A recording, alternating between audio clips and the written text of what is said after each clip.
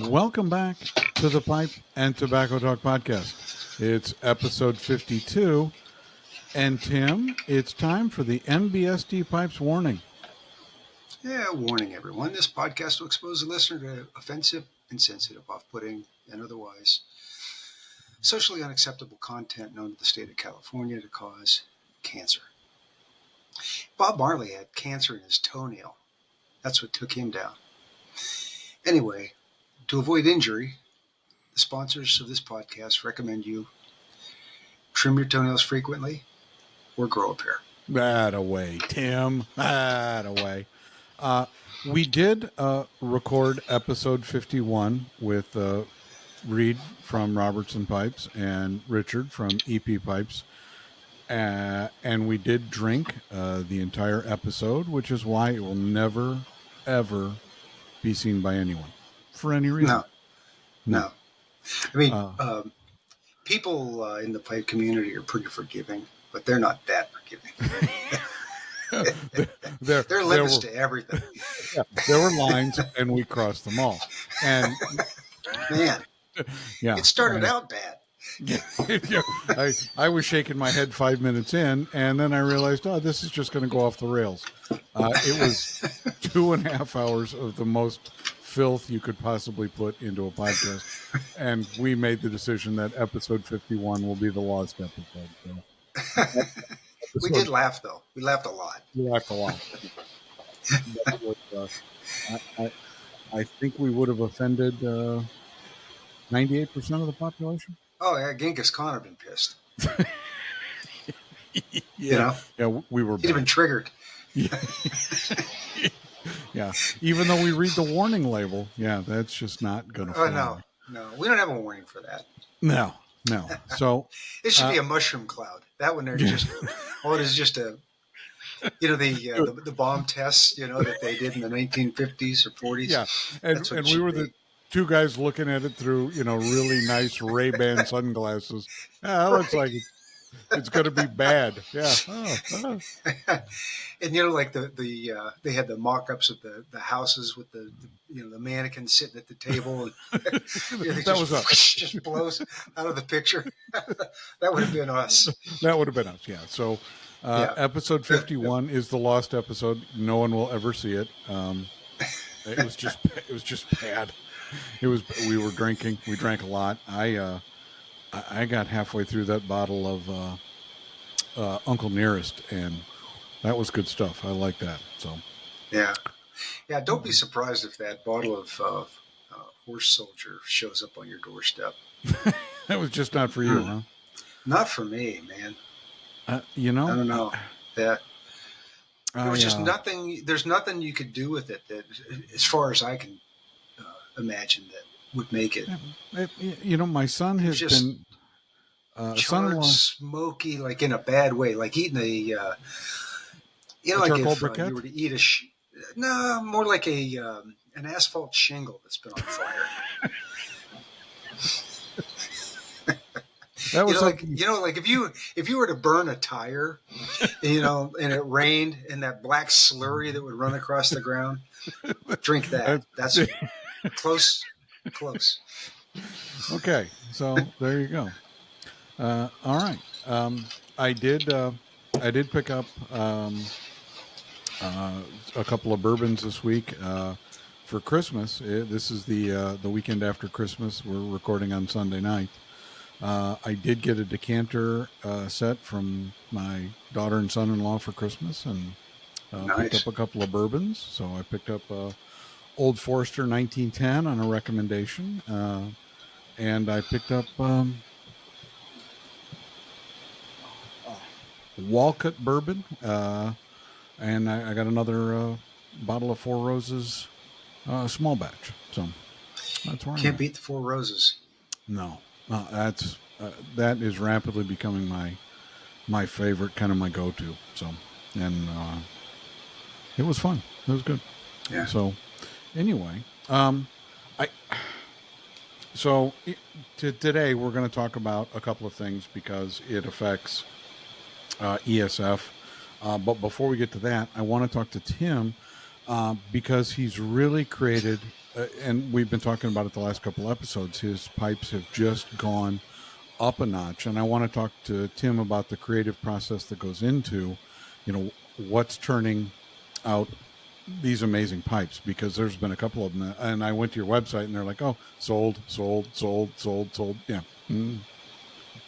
They're apparently Well, taking it's a combination of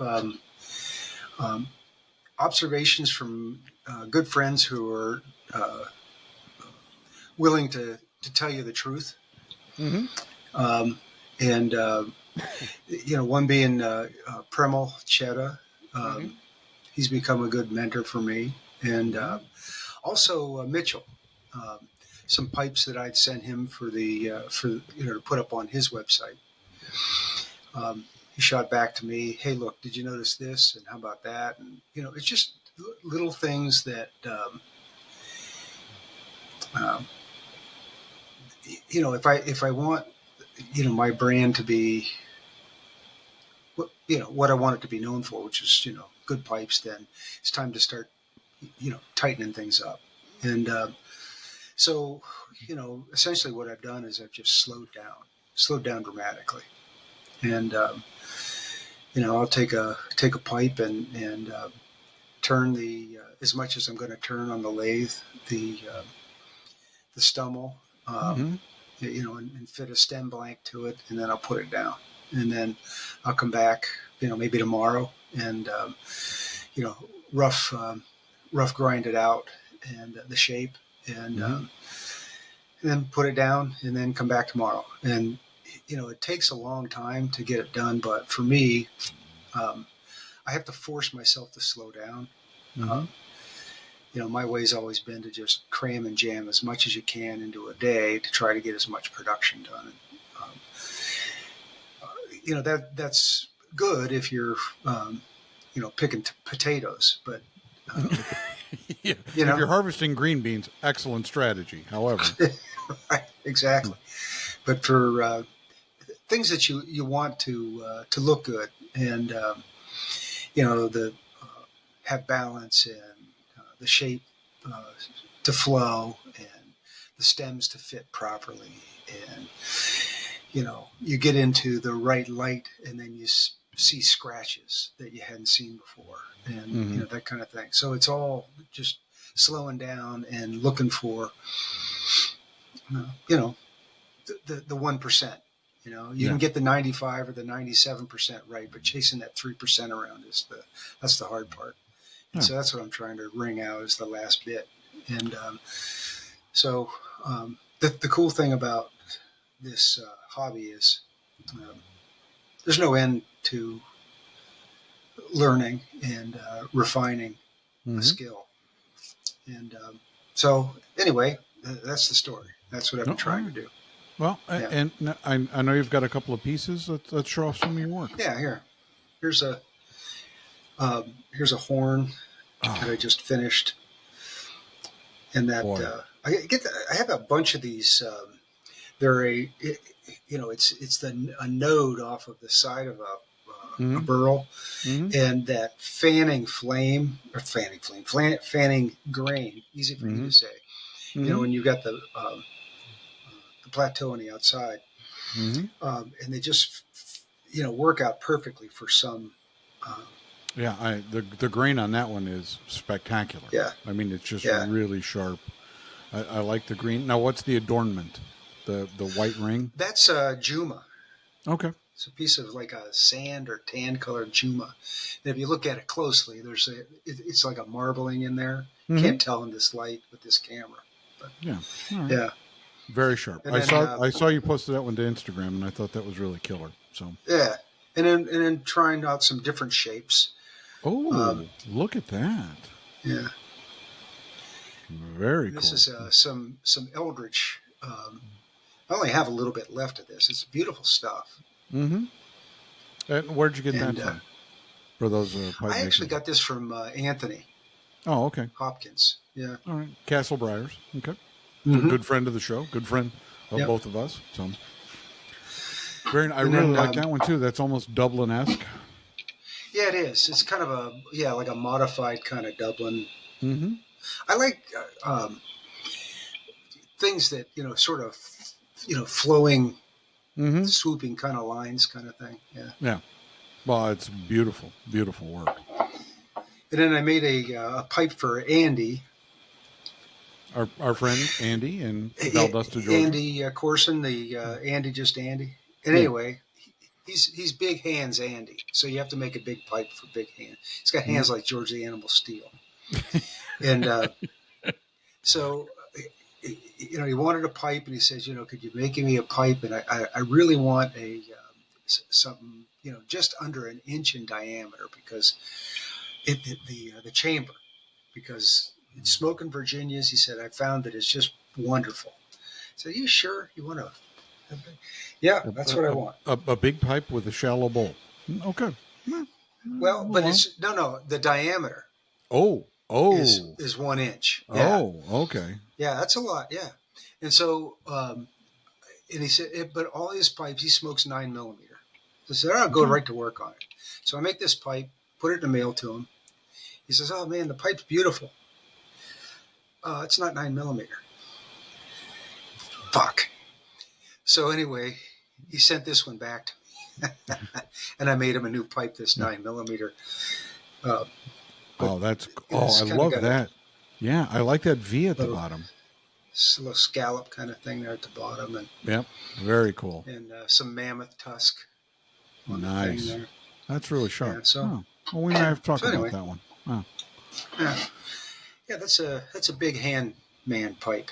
Yeah. All right. Yeah. Excellent. So, and I'm trying to get all my pipes done. That I haven't had anything for sale lately, and it's on purpose.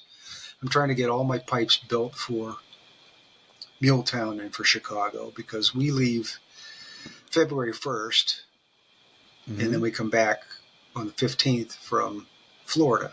Okay. And then, it takes a while to get ramped back up and everything. And every show, it's like, build, sell, build, sell, build, sell. And then the show comes and I'm just trying to get pipes done so I can take them to the show. So I'm going to have everything built. And then what I'm going to do is out of that pool of show pipes, I'll just start replacing those ones that I build new that I like better. Mm-hmm. I'll add those in, and then I'll take one out and I'll sell it. So yeah, okay, excellent. Well, and you always come back with the show with a list of commissions anyway, so it's not like I know. And you never sell all the pipes at every show, so no. Well, unless you took like 3, and then there's a pretty good chance you're going to sell all 3. So true. Yeah. Excellent. So that's that. Yeah. So we'll have a 2-week hiatus in February while you're down in Florida because I don't think you're going to take your laptop up and all your stuff, and then so that's fine. But we are going to try to do a little more often. My travel schedule does lighten up in January, so I've got to go to Miami. That's good. Yeah. 6th, 7th, and 8th, I'll be in Miami. So if anybody knows a good pipe shop in Miami, hit me up. I'm going to be there for 3 days. And have some time to kill. And I'm trying to patronize every good local tobacco shop that comes into the area. I was in Columbus a while back and went to Governor's House. I was in Cleveland and went to Briar and Robusto. Was in Jackson, Mississippi, and went to Country Squire. I really want to patronize these local independent shops that do their own blends because I don't like what I'm hearing from STG. So Hobbiton Piper about a week ago posted this, and I wanted to read it because it affects my stuff. So I'm going to read this to you. It's from Hobbiton Piper. He posted it to Instagram. This is cut and paste. I'm reading what he wrote. And he wrote, it's an update on STG, MacBear, and Sutliff situation. On the afternoon of December 18th, Leonard Wartzel, an STG employee responsible for analyzing their pipe blend portfolio, stated on the Pipes Magazine forum, Sutliff sells 988 products, and less than 950 of those, sell more than 1,000 pounds per year. So only 38 of their blends sell more than 1,000 pounds. Since the STG facility is not set up to handle small batch products, most products will be discontinued, implying they will only produce their top 38 blends for now, which is terrible. The final list of Sutliff and MacBaron blends that are remaining will be published within the next few weeks. Nothing is being discontinued from the Lane portfolio. These decisions are not permanent, provided that blends are grandfathered from an FDA standpoint. They can resurrect any of the Sutliff or MacBaron blends in the future. Your feedback will matter. Your feedback over time will matter. They are aware of the impact on local brick and mortar blending components, and he noted various components are available from other sources. They will consider making blending components available again if demand is high enough. Again, our feedback will matter. We appreciate the fact that Leonard was willing to put himself out there as a human point of contact for this information and responded to a wide array of comments on the forum, both positive and negative. The advice of our previous poll still stands, but we feel your timeline to acquire your blend favorites needs to be shortened. As soon as the list comes out, a buying rush will begin immediately and discontinued favorites will be gone. Stay tuned as we will continue to bring you the most accurate information as possible on the situation. Hobbiton, Piper, Kevin, and Russ Hicks. So thank you guys very much for posting that. And it's already started. So that everybody knows that I do use some of Sutliff's blending components. They do make some excellent components. The three that I was most worried about, they're TS1R Virginia, the 515 RC1, and the stoved Black Virginia are used in several of my blends. I also use their long cut Virginia and used Smyrna, which is an Oriental tobacco, in several of the blends. And when I looked at the list, it whacked off quite a few blends. And because right now, most of these products, the Stove Red, the 515, and the TS1R, not available anywhere. They're out of stock. They've sold out. Everybody bought them up. And, what do you do now? And like I said, almost all the older blends I have a Sutliff component in it, one of their blending components, and it affects a laundry list of my blends, and it kind of sucks. This is the fear that I had when I heard that STG had bought them and was moving the manufacturing overseas, and it has come true. When you look at corporate dynamics, if out of your 998 blends, only 38 of them sell more than 1,000 pounds, they're not going to make them. Yeah, you can't. Right. Well, strategically, you can't blame them for making that decision because you've only got so much production space. Yeah. It makes you wonder, though. There's value in those, call them recipes, right? In the Sutliff recipes. And whether at some point in time, if there's enough demand for it, maybe we'll see somebody like Cornell and Deal, one of the other blending houses, step up and buy those recipes maybe, and make that stuff available. Yeah, and that's the dilemma, I've had people, and I haven't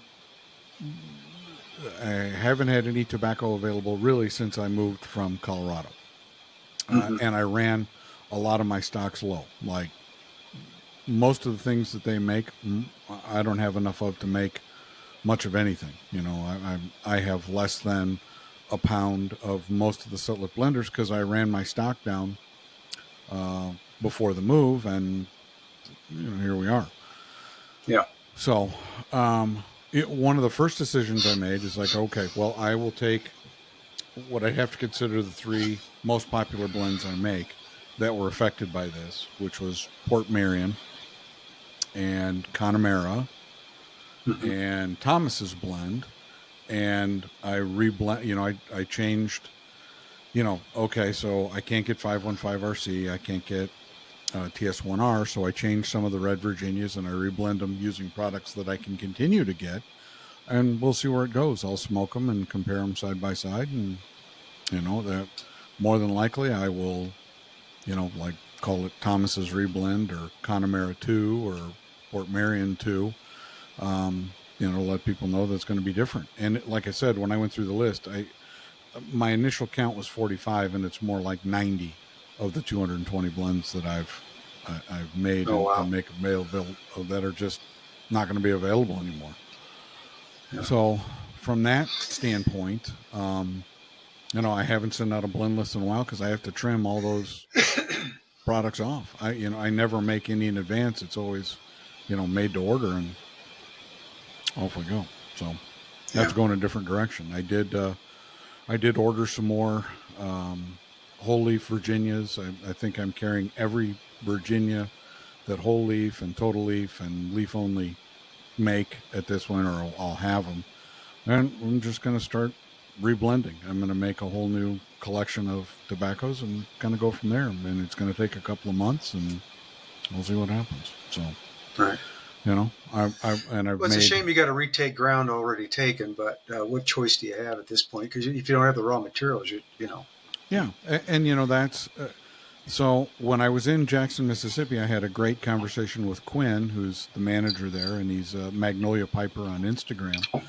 And he said, I said I loved Bowser's Castle. I got a sample of that. Someone sent me. I thought it was great. Couldn't order it because it was sold out. And LaFleur's Bluff, which I have a pound of in my cellar, which I absolutely love. And he says, yeah, we can't get the Virginia that we used in it anymore. And it's like, okay, well, I get it. Sometimes stuff disappears, and they're concerned because they use Sutliff blending ingredients, and what do they do? Right. What all like Gatlin Burlier or all of these other independent shops that make their own tobacco, that were buying Sutliff products to make their tobaccos with. Basically, STG is saying, man, too bad. Okay. Right. Cool. And like the Missouri Meerschaum line of pipe tobacco went away because Sutliff was making it for them. And that's, and I know people liked it. I know they've sold it. And the Pipe Force, which I thought was a great introduction, that small batch that they brought out, stuff like that's going to go away. And if STG has a pound percentage limit, it's the thing that I was afraid of is that it's going to limit the tobaccos that are out there that you can get. That's why I love pipe tobacco, because there's about 5,000 blends out right now. And right now we're going to lose almost 1,000 of them. And no telling what they're going to cut out of Mac Barron's line. They just kind of went after Sutliff. And it's disappointing. It's what it is. But to me, it's I don't understand why a European company would buy an American company, because Europe hates tobacco. I mean, right now in the UK, you can't even smoke outside, in public. Well, I guess there's going to be a void, and somebody will step in to fill that void. Now, is it going to be the same as what you had before? Probably not, but I got to think that, one of the domestic blending houses is going to see this as an opportunity, and step up, because you've got this this whole universe of 900 and some odd blends that they don't sell more than 1,000 pounds a year of. Well, that for a smaller blending house, that might be a big deal. So there might be some that, sort of like the middle lane of components that comes back online through somebody. Great Peas does it. Somebody that has the ability to, to manage small batches. Yeah, I really don't. Yeah. I don't know how that's going to play out, because there are people like me. There's Adam at Cloud Bear and James at Appalachian Customs and Ken Byron Ventures, who's probably the largest of, the independent blenders. and then all the independent shops, like you sent me that Gatlin Burlier, and I'm going to be in Knoxville in a couple of weeks. I think I'm going to be there sometime in February. Um, uh, and we need to support those smaller guys, because I'm fearful that a lot of those custom blends that they make are going to go away. Yeah, it'd be a shame. Yeah, And that's going to take that'll take a lot of the I don't know what would you say, how you would describe it.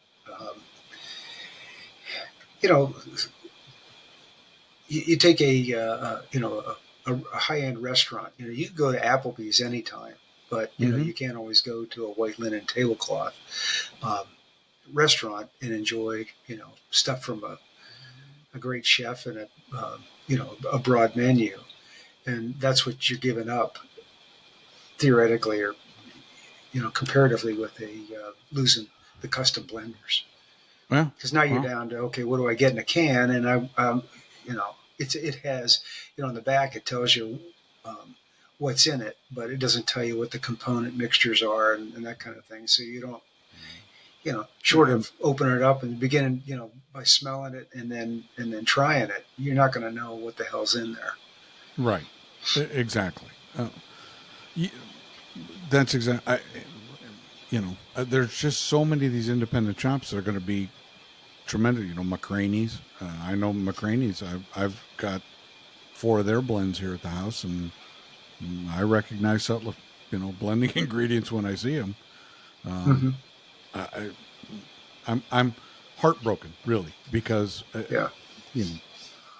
Well, the fun part too, that's going to, at least temporarily, is going to be impacted is, you get in the call and I'd like a blend that has this and tastes like that and try this, you know what I mean? And that's the fun of it, is coming up with a custom blend that has the components that you've asked for. Yeah. Realistically, it took, of the 58 components that I have available to me, that took 9 of them off the shelves. Now, some of them I don't use very often, and others I use a lot. Just kind of sucks. So I'm kind of starting from scratch. I have some blends. Well, you started once, to start again. Yeah. It's just going to take me longer. So is what it is. I know. That's like I can't remember where I heard it, but it was like, oh, fuck me, huh? Yeah, well, fuck you. It's like, you can get me down, but you're not going to stop me. Yeah. I'll figure out how to do it.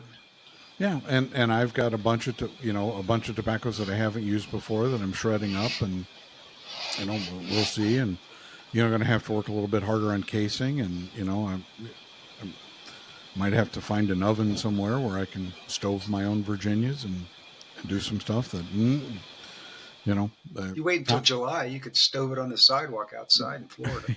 Yeah, well, it's hot but not dry. If I still lived in Tucson, that would be good.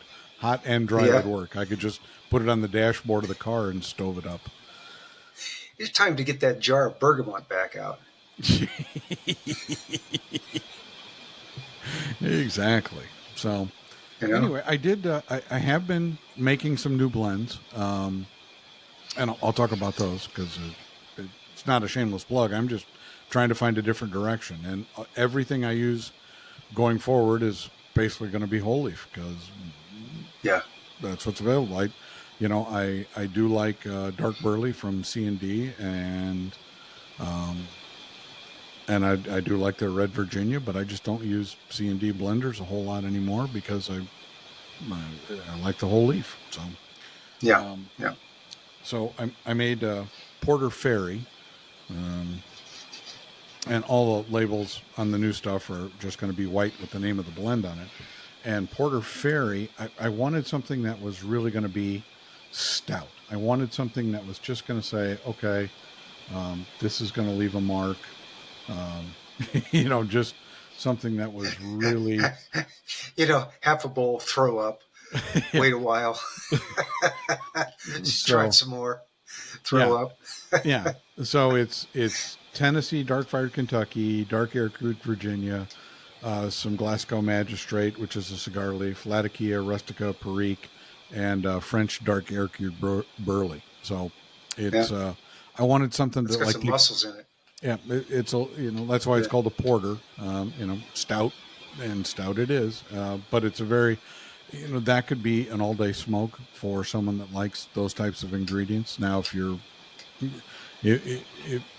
have nicotine issues, it's got a little bit of rustica in it, so it's going to get after it a little bit more than some of the other stuff. But it was interesting. I like it. I've had a few bowls. Don't know where it's going. The next thing.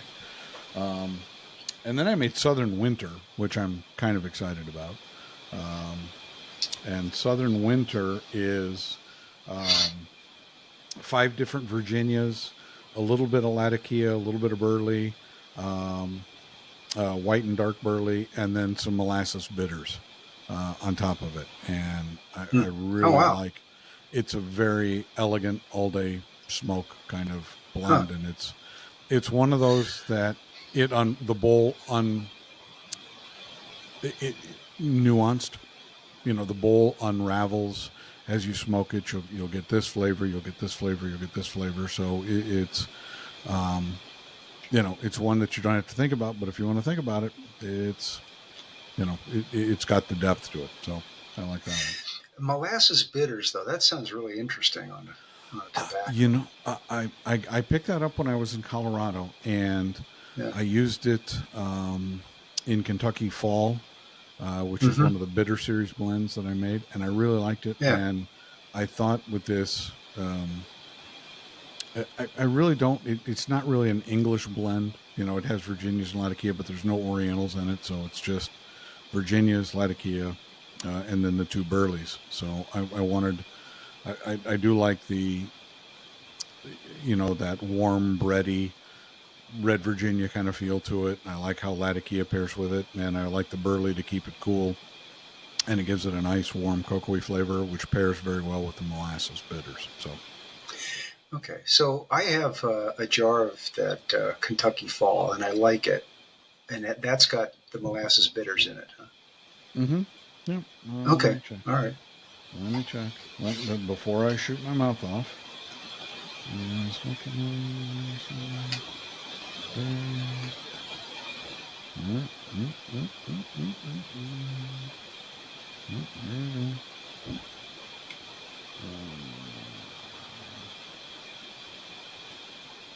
Oh no, it's black walnut bitters on Kentucky Fall. Oh, I'm okay. sorry, Okay.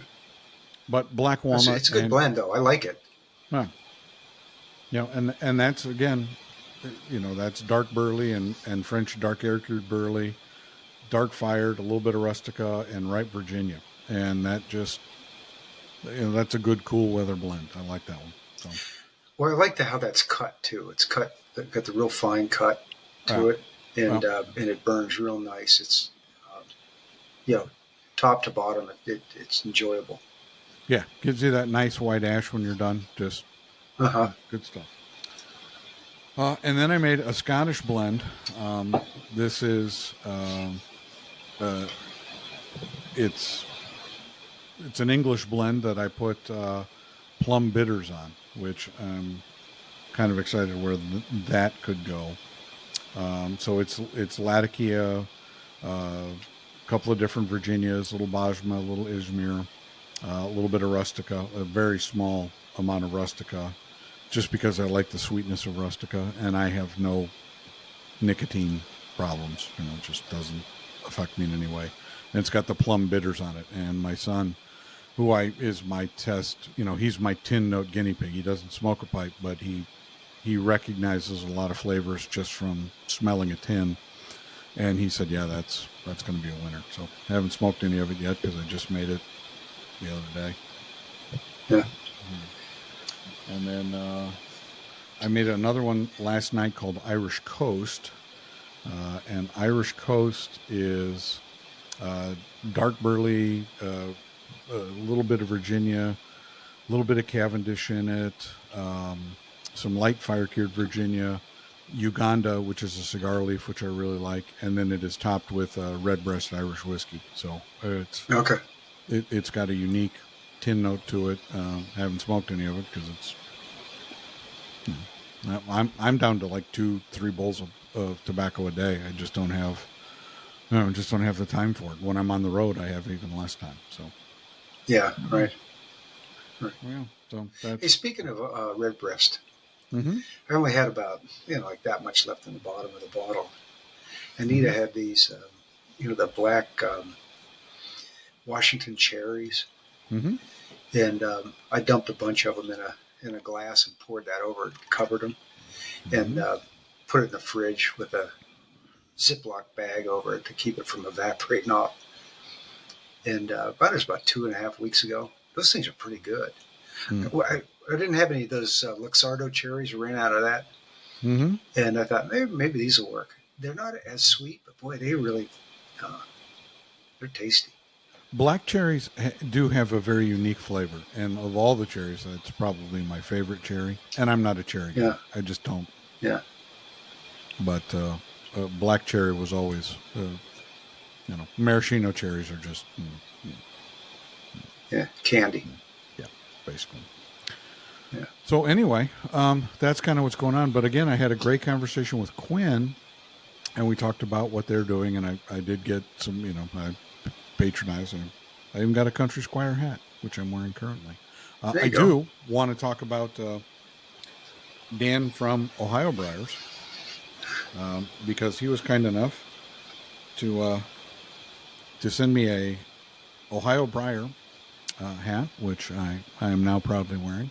Thank you very much, Dan. Sent me a very nice card, which I have misplaced since I got the hat, but wrote me a note. Says, I appreciate you guys always propping me up, and I've got a couple of Dan's pipes, and they're always interesting. They're always unique, and he's done some really creative stuff. And thank you, Dan. I appreciate it. Yeah, Thanks Dan's for a great listening. guy. He sent me a hat too. Oh, nice. Because I believe Card, Buddy got your last Ohio Briar hat. He did. Yeah. Uh, it's constant. Constant. Yeah. Don't let Buddy out when we're expecting packages. So. Excellent. So, The house was just strewn with shoes and hats, and yeah. every time you see him, he's got a shoe or a hat or some article of clothing in his mouth. For those of you that are just joining us, Buddy is Tim's dog. Yeah, and he's on the ball, on the job.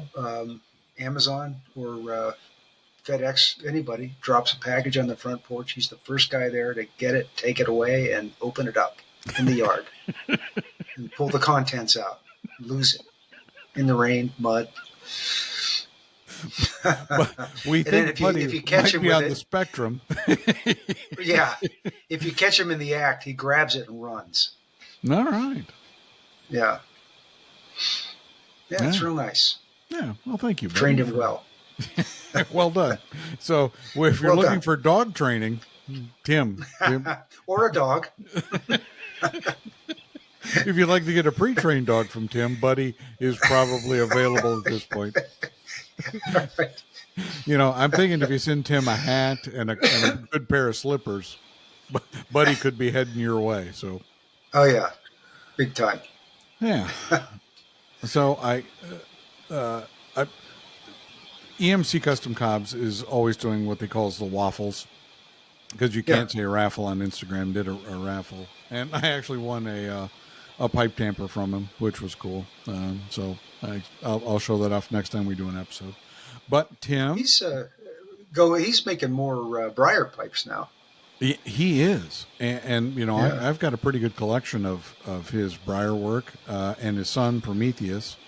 Prometheus 1 also started making pipes, and I've got one of his pipes too. And I'm excited Okay. where I wasn't he's aware. going with it.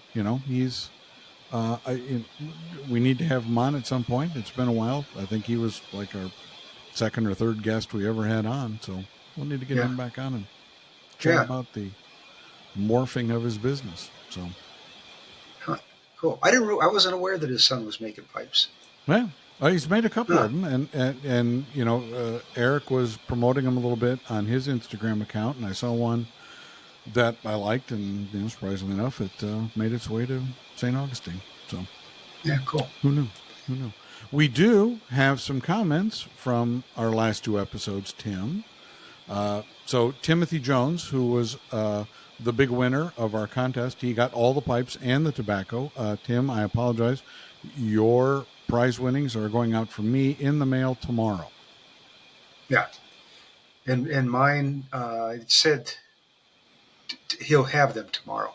Okay, so there And you go. and what I sent him was the tins of John Cotton's from Brad Hochter, Mm-hmm. Hochter the Love Doctor. Doctor, the Love Doctor. Thank you, Brad. We Great appreciate it. handle. And from Aaron, Austin. I'm sorry, Austin, from Pathfinder Pipes, two pipes, beautiful pipes. Mm-hmm. There was one in particular there. There was the rusticated with the smooth shank on it. I was thinking, what kind of deal can I make where I could Yeah. keep Instead this of that, pipe? I'll You know? send you one of my pipes, and this one will go in my Yeah, collection. Yeah, I do need to get a pipe from Austin at some point. It's kind of I've got a little Lavat that I bought from him, and man, it's a nice little pipe. yeah.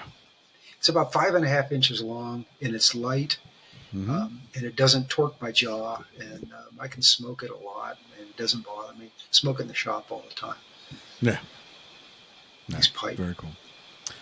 So Timothy Jones wrote to us, woohoo, I won. Can't wait to get everything. Thank you all so much. Well, thank you, Tim. We appreciate you being a listener, and your wife is an exceptional woman. She wrote an excellent write-up about you, and we're proud to She sure send that did. stuff to you. So, Fred Isony, this is Fred. I love Old Forester 1910. Great blend. Fred, on your recommendation, I picked up a bottle, and I'll give you my thoughts on it when I have some. So, there you go. And then he sent another comment about 20 minutes later. This is Fred, another great video. Sorry Sarah had to leave. She's a great guest. Hope you both have a great holiday. Merry Christmas. Well, thank you very much, Fred. Yusuf Syed, who's just one of the nicest people on the planet. And if you're not watching his channel, you should. He's just a super guy, and we really like Yusuf. Good afternoon. Awesome show. Thanks for the conversations, and have a great weekend. Greetings from South Africa. All right. And then our mutual friend and former guest, Terry Brewster. Great show as always. Can't wait for the SFS, the Shitface show. Nope, Terry, you're not going to get to see that at all. Nope. 4 drunk guys yelling at each other for 2 hours and 33 minutes. It was Reed was like, it sounded like he was in a, I don't know, down in a well or something, and he had an anvil and a hammer. well, Every and word he was an would just echo, and and he would man, just the periodically noise. turn around and do other stuff, and it's like and Rich from EP Pipes was, as always, Rich. He's hilarious, and Oh, it was a hoot God, to talk he's to a him. killer. Yeah, he is. And Man, he now has you in stitches.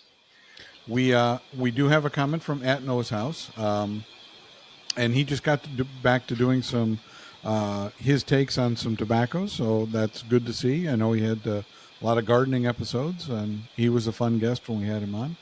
Mr. Jim, Mr. Tim, it's been a minute, just catching up on some shows. Great to hear you guys. Yeah, Tim and I had a little bit of sabbatical while I was traveling the earth. Jim, the move sounded horrendous, but hey, it's over. Yeah, it sucked. The job does sound taxing, but hey, you got to work. True story. If your travels bring you around Western Pennsylvania, do hit me up so we can have a pint and a smoke. I will do that. I probably won't be in Pennsylvania a whole lot just because that's not part of the area. I cover from Virginia to Florida and then Tennessee, Alabama, and Mississippi. So those are places I'll be.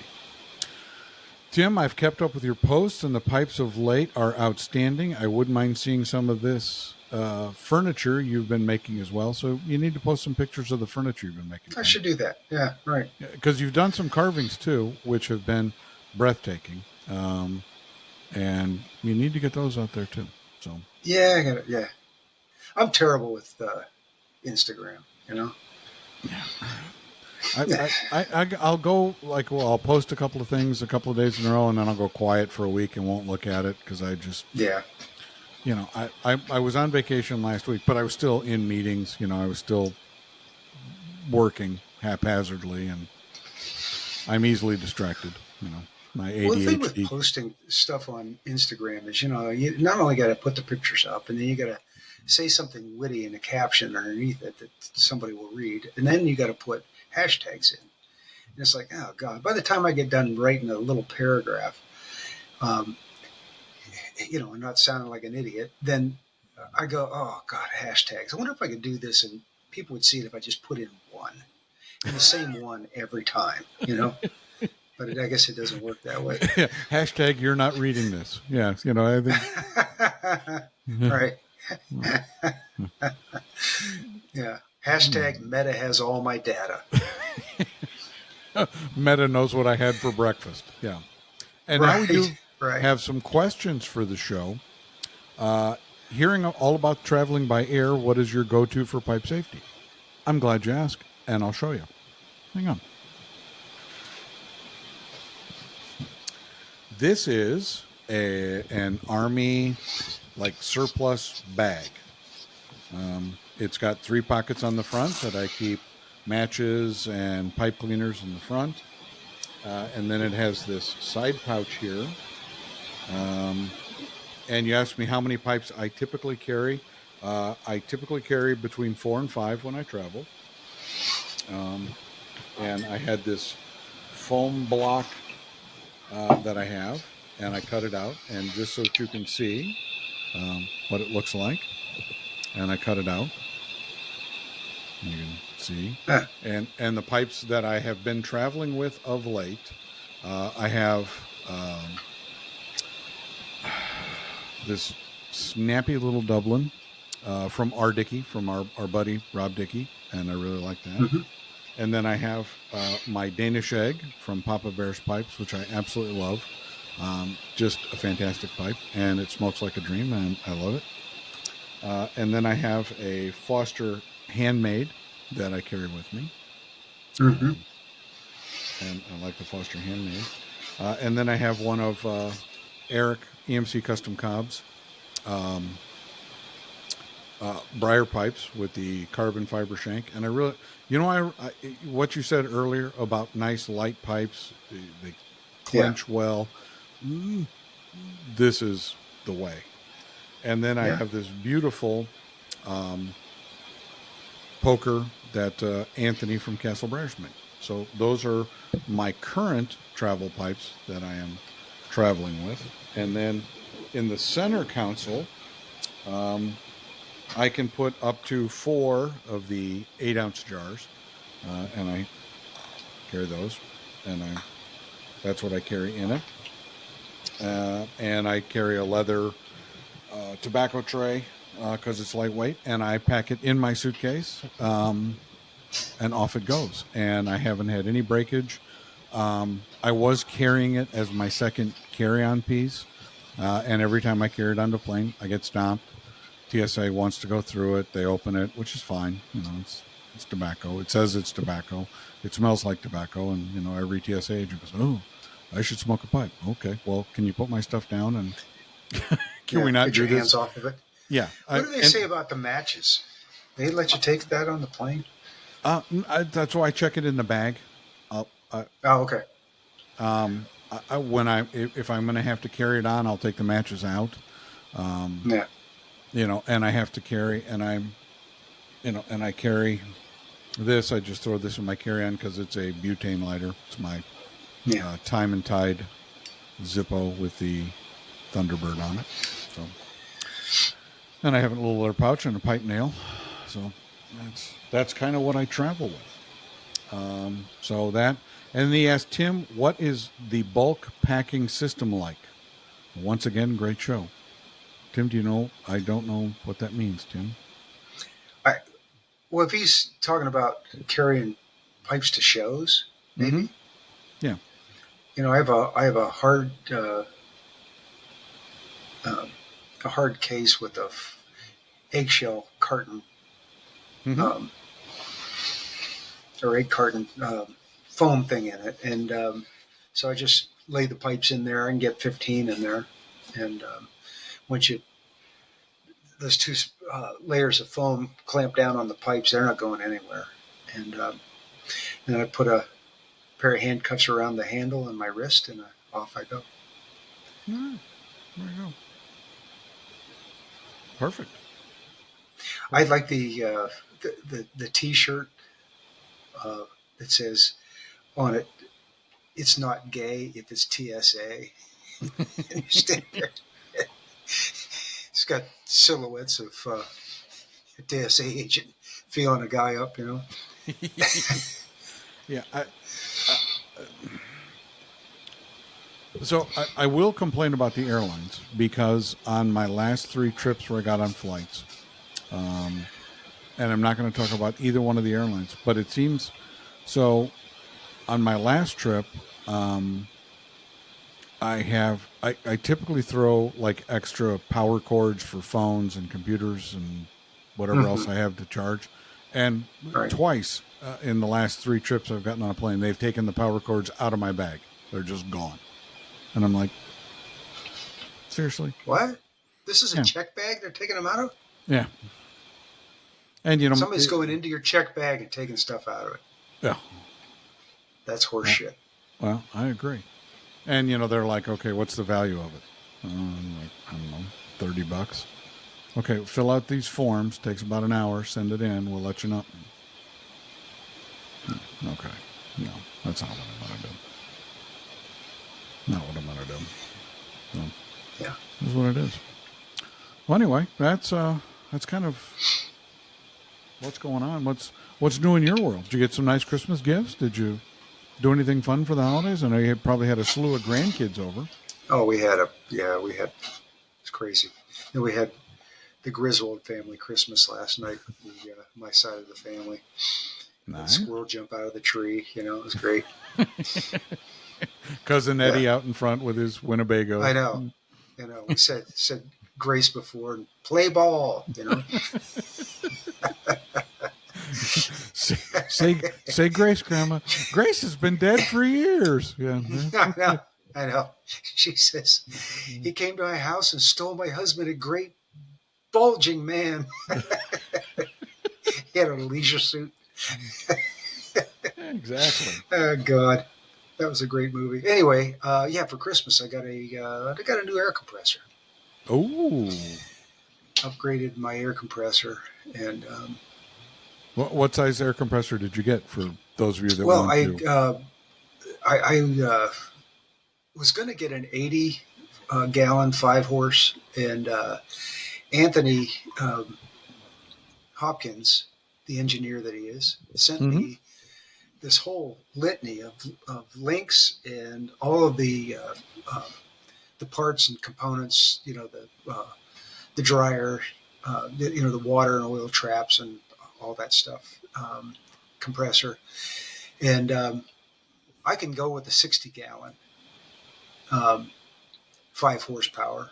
Okay. And it was a lot less, obviously, than an 80. It doesn't weigh as much. Yeah. It takes up less space, you know, that kind of thing. And so I got an Ingersoll Rand. And the only bad thing is I try to get it from a couple of different places, and I ended up having to get it at Home Depot. And so I had to, but it was, $600 less than the nearest non-asshole competitor. So, I went for the $600. Yeah, I understand. That choice between my dignity and $600. I'm going for the money. Yep, I'm with you. So anyway, I should have it here like Wednesday, something like that. So I want to get my blasting stuff all set back up in the new shop where it's warm, and it's close at hand. I don't have to walk over the river and through the woods to one of the barns in the back, and yeah. Well, have to blast while I got chicken feathers in the media. Yeah. Blast, all of a sudden, feather comes out. Yeah, I really I would like to see, you need to make a video of it, and maybe we can do an episode where you're out in the shop and you can blast stuff and make noise, Yeah. and just show people, because like I said, the stuff that you took and did with Premel was and you sold them all. I think they're all gone, aren't they? Your website Oh shows them I sold one, but the rest of them I'm keeping, for the shows. holding them back for the shows. Yeah. Okay, Yeah. those will go fast Yeah. because they were gorgeous. That's even though I don't really have a preference. If I like the pipe, I like the pipe. So whether it's smooth or rusticated, but if I'm going to have something commissioned, I prefer smooth. It's just Yeah. my Yeah. tendency. But man, the blast on those was something amazing. So Yeah. Well, if you got the right equipment, you can make it happen. Like yeah. the other day, Jason Patrick put up a pipe on Instagram. It was a bamboo, Mm-hmm. and man, that thing was the blast job on that was beautiful. It was that ring grain was almost perfectly symmetrical, um, and like the little zigzags Mm-hmm. along the grain lines, just like perfect. That's Yeah. It's stuff like that you look at it and it's like, man, that's inside that block of wood. Crazy. Yeah. Yeah. Yeah. And that's the hardest part for me, because when I go on Instagram, like or Facebook, Who Dat Pipes posted one. Yeah. It's that the where it's rusticated with that really interesting blue color stem. It's like, Yeah. no. If it wasn't right after Christmas, that might have made the trip to St. Yeah, Augustine. and all your money was gone. Yeah, Sort of exactly. like, yeah, you take credit, Yeah. How about if I trade you, for 9 Right. pounds of a blend nobody's ever had before? How about that? Make it fair? Yeah. So anyway, other than that, I really don't. Like I said, I'm in the middle of. I'm trying to reblend, trying to create new blends, taking a look at older blends. I'm just working on putting together a line of products that I can bring back out and see what happens. Well, here's my take on it, and take it for what it's worth. But whenever there's a change like this, if there's a disruption, it creates opportunity. Mm-hmm. And you've got such a passion for uh, blending tobaccos, and kind of you got a nose for it. And I'm actually kind of intrigued to see what this is going to turn into, because you got a bunch of blends that are coming off. There's going to be new ones that are going to be coming on. You're going to be working with the raw materials that you're able to get access to, and I just think you're going to do some cool things with it. So it has sparked. So I won't, and I'm not going to. I have worked on, just looking at, okay, so these ingredients are gone, and I came up with 15 blends. I just haven't put all of them. I've worked the blend, done the math, looked at it, and said, okay, I think this will be good, and so that you all understand the creative process in this, I have a picture in my mind of what all the ingredients smell like, what the tin notes are, what it's going to do, how they respond to each other. And as I start to work up a blend, I'll think, okay, I like this, I like this, I like this, I like this.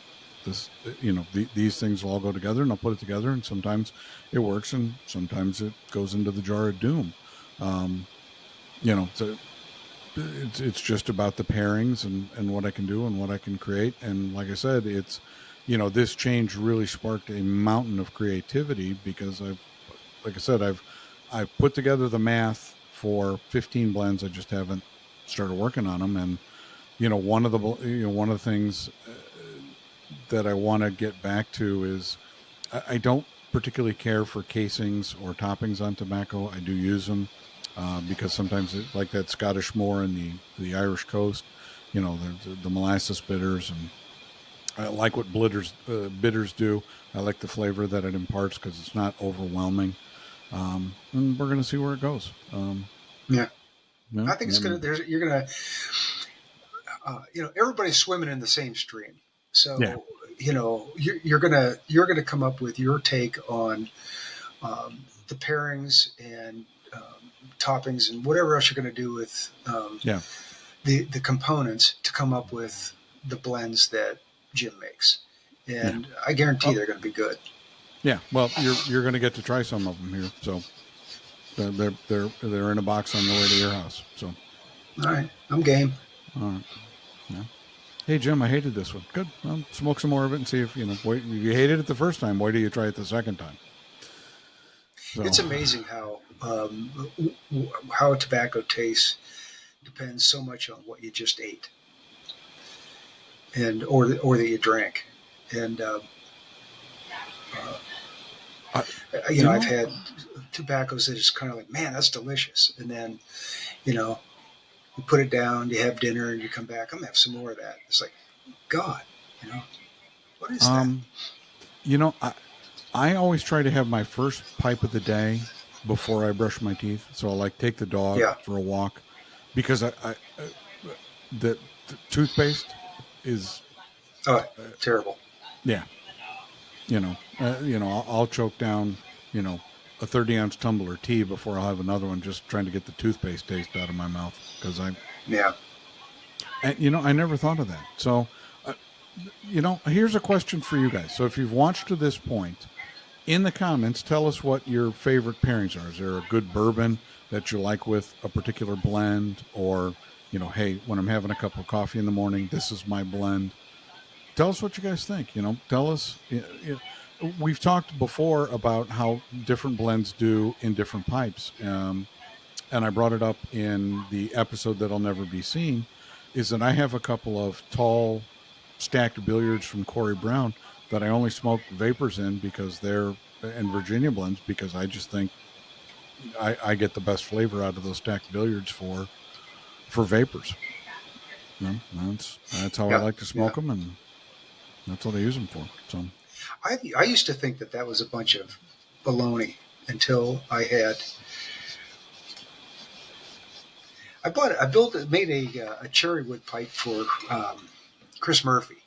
Mm-hmm. And there was just something about it that he wasn't 100% on. So he sent it back to me, and I made him another pipe to replace it. And that was sitting on the pipe rack. So I loaded it with some. It was Stokeby's Black Cavendish, Mm-hmm.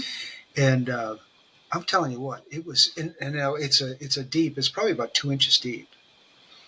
But for some reason, the way that pipe is, maybe it's how it's built. The angles, I have no idea, but that tobacco smokes so sweet in that pipe. Mm-hmm. It's like candy. And then I'll take that same tobacco and I'll put it in another pipe. I don't know, a billiard or something like that. Not as deep. Okay. And Nothing then question, question number Nothing 2 for the audience out there. Blends in specific pipes. Do you have a favorite? Like, okay, I have this pipe and this is what I smoke in it because this happens. Tell us your pipe and tobacco pairing too. What do you think works for you? Because this is completely subjective, but it's an interesting topic, and I know Jay Furman writes a ton about it. How different pipes handle different blends, and he had an Instagram post the other day. But let's we're an audience driven show. Talk about it. Yeah, exactly. Yeah. And we're getting dangerously close to 500 subscribers. We'll probably have to do something fun when we hit 500. That's crazy. Yeah. We'll have a cookout. Yeah, another good idea, Tim. And we'll drink. Of course. Well, of course we will. That's what we do. So, anyway. Remember that thing during the Clinton administration, the Waco, Oh, yeah. Yeah. You know what WACO stands for? Waco, you know what that stands for? What a cookout.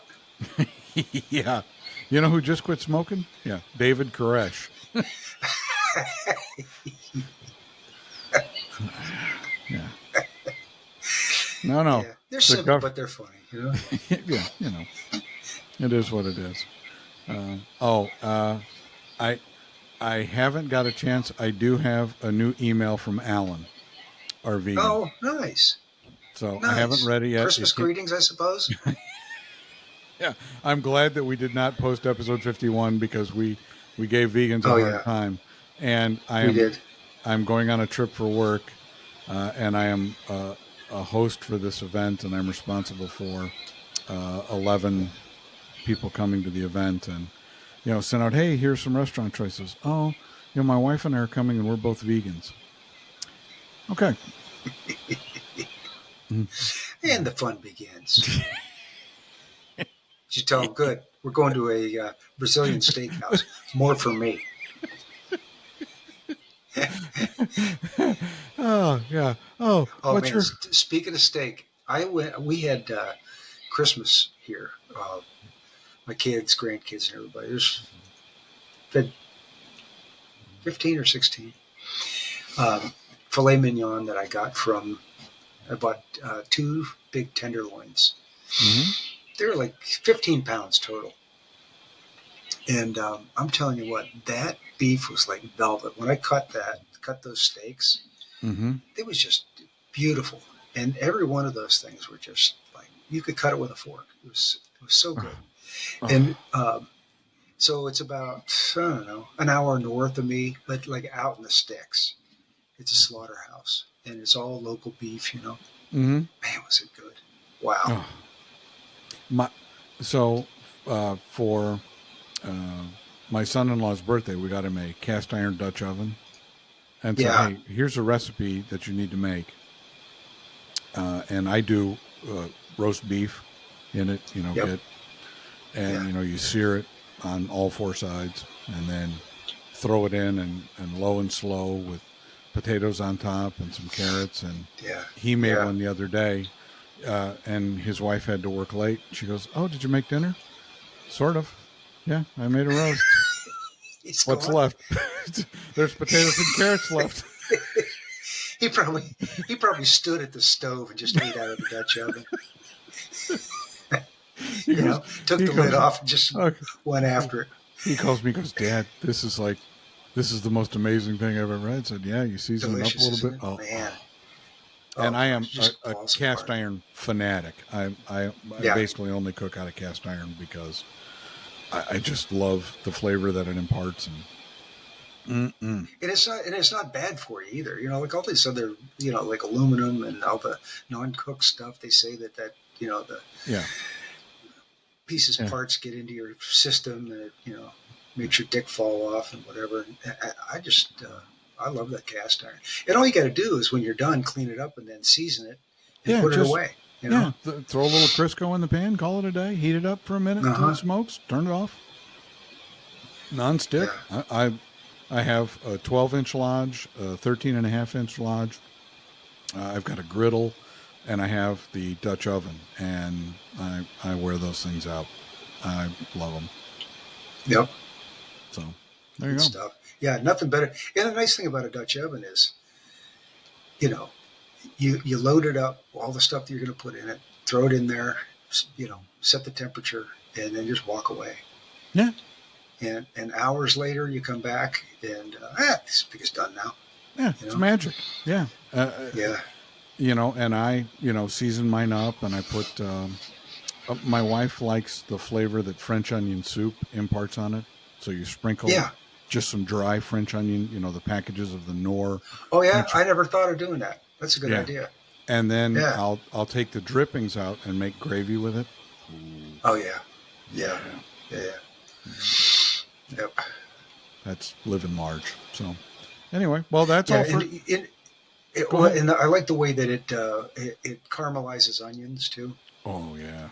You throw your big pile of onions in there and just let her rip, and stir them around. And for the steaks, I just took what would it be, a quart of beef stock, and dumped it on top of mushrooms and onions that had browned in there, and reduced that down. Oh man, fucking delicious, so good.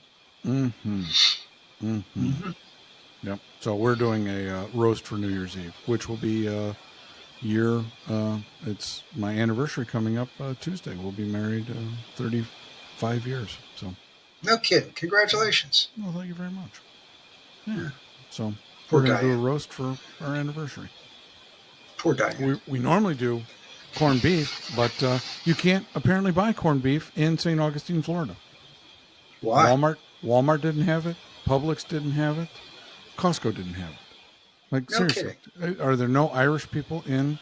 Because that's traditional Yeah. New Year's Day food. New Year's. Yeah, right. Or, well, you can get a pork shoulder and put it in with kraut and in your Dutch oven. Mm-hmm. It'd be pretty good. You don't like kraut, though. No, that's a German thing. Yeah. That's a German thing. So, all right. Anything else you want to cover, Tim? Anything else you want to talk about? I got nothing. All right. I got nothing.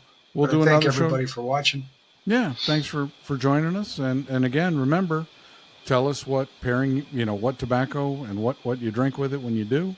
And I don't care if it's iced tea or it's lemonade or it's bourbon or it's Manhattan or whatever.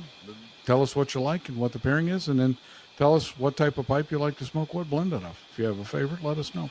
So there you go. And remember, kids, it's only illegal if you get caught. That's right.